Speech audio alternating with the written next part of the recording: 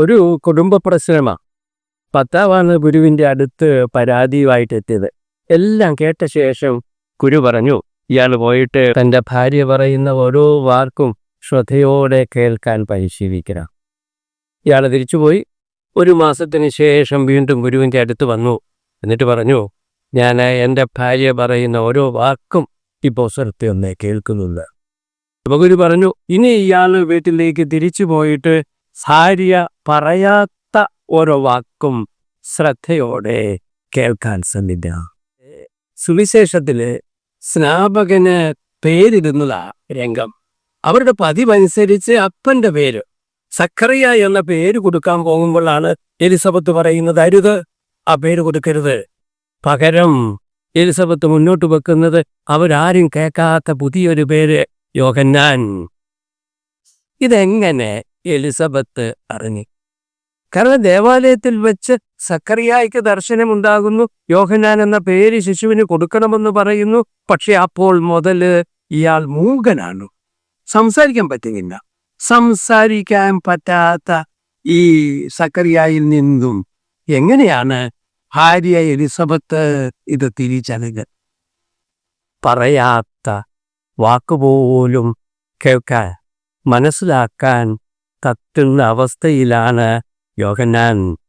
എന്ന് പറഞ്ഞാൽ അർത്ഥം ദൈവകാരുണ്യം ജന്മമെടുക്കുന്നത്, രൂപം കൊള്ളുന്നത്. MT വാസുദേവൻ നായരുടെ ഒരു ചെറിയ ടെലിഫിലിമുണ്ട്. അമ്മാളും അമ്മയും കൃഷ്ണക്കുറുപ്പും മക്കളും മക്കളുടെ മക്കളുമായി അവരൊക്കെ അകലെ പട്ടണങ്ങളിലാണ്. ഇവര് നാട്ടിലെ നാലുകെട്ടും പറമ്പുമായിട്ട് ജീവിക്കുക. അവരുടെ ഒരു പഴയ ഓർമ്മയുണ്ട്. കല്യാണം കഴിഞ്ഞ് പിറ്റേ ദിവസം ഇവരൊരു ബസ്സിൽ യാത്ര പോവുക. പെട്ടെന്ന് അമ്മാളും അമ്മ ഛർദ്ദിക്കാൻ പിന്നി. ഇത് കണ്ട കൃഷ്ണക്കുറുപ്പ് കയ്യിൽ പൊതിഞ്ഞു സൂക്ഷിച്ചിരുന്ന തുവാല അയച്ച് അതിനുള്ളിലെ ചെറുനാരങ്ങ എടുത്ത് അമ്മാളും അമ്മയുടെ കൈവെള്ളയിൽ കൊടുത്തിട്ട് പറഞ്ഞു, മണത്തോളൂ, എല്ലാം മുക്കൊള്ളൂ. അപ്പോൾ അമ്മാളും അമ്മ തിരിഞ്ഞ മുഖത്തേക്കൊന്ന് നോക്കി. അപ്പോൾ ആ മുഖത്ത് വിരിഞ്ഞ ചെറു പുഞ്ചിരി. എന്നിട്ട് അമ്മാളമ്മ പറയുന്നുണ്ട്, അപ്പോഴാണ് ഞങ്ങൾ സുഹൃത്തുക്കളായത്. താലി കെട്ടിയപ്പോഴല്ല, അമ്പലത്തിന് പ്രദക്ഷിണം വെച്ചപ്പോഴല്ല, ആദ്യ രാത്രിയിൽ ഒരുമിച്ച് കിടന്നപ്പോഴല്ല, അപ്പോഴാണ്. എപ്പോൾ? പിറ്റേ ദിവസം ബസ് യാത്ര ഉണ്ടെന്ന് തിരിച്ചറിഞ്ഞ് ആ ബസ് യാത്രയിൽ സാധാരണ സ്ത്രീകൾക്കുണ്ടാകുന്ന ഛർദിയാണെന്ന് മനസ്സിലാക്കി അതിനുള്ള ഒരു നാട്ടുപാതി ചെറുനാരങ്ങ എടുത്ത് തലേ ദിവസമേ സൂക്ഷിച്ച് പിറ്റേ ദിവസം രാവിലെ മറന്നുപോകാതെ കയ്യിൽ വെച്ച് അവസരം വരുമ്പോൾ എടുത്തുപയോഗിക്കാൻ കാണിക്കുന്ന ശ്രദ്ധ, കൂടെയുള്ളയാളുടെ ജീവിതത്തിലേക്കും കൂടെയുള്ളയാളുടെ ഹൃദയത്തിലേക്കും തുറന്നു പിടിച്ചിരിക്കുന്ന ശ്രദ്ധ, തുറന്നു പിടിച്ചിരിക്കുന്ന ഹൃദയം, അപ്പോഴാണ് സുഹൃത്തുക്കളാകുന്നത്. നമ്മുടെ തട്ടിൽപിതാവ് വളരെ രസകരമായിട്ട് പ്രസംഗം പറയുന്നയാളാണ്. അദ്ദേഹം മേജർ ആർച്ച് ബിഷപ്പായതിനു ശേഷം എൻ്റെ മനസ്സിൽ തട്ടിയ ഒരു പ്രസംഗം എറണാകുളത്ത് വെച്ചിട്ടുള്ളതായിരുന്നു. അദ്ദേഹം പറഞ്ഞു, മാതാവ് ഗർഭം ധരിച്ചത് ചെവിയിലൂടെയാണ്, കേൾവിയിലൂടെയാണ് ഈശോ രൂപം കൊണ്ടത്. ബെനഡിക്ട് മാർപ്പാപ്പയെ ഉദ്ധരിച്ചുകൊണ്ടാ അദ്ദേഹം അത് പറഞ്ഞത്. കേൾവിയിലൂടെയാണ്, പറയപ്പെടാത്തത് പോലും തിരിച്ചറിയുന്നതിലൂടെയാണ് യോഹന്നാൻ ദൈവകാരുണ്യം ജന്മമെടുക്കുന്നത്.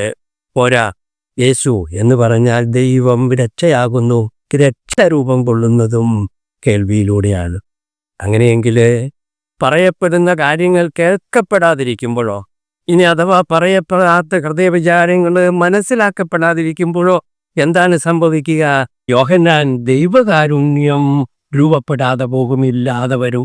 അതിനുമപ്പുറത്ത്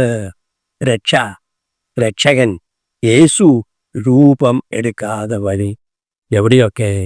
ഈ കേൾക്കപ്പെടാതെ ഇരിക്കുന്ന ഇടങ്ങളിൽ, ശ്രദ്ധിക്കപ്പെടാതെ ഇരിക്കുന്ന ഇടങ്ങളിൽ, ശ്രവിക്കപ്പെടാതെ ഇരിക്കുന്ന ബന്ധങ്ങളിലൊക്കെ.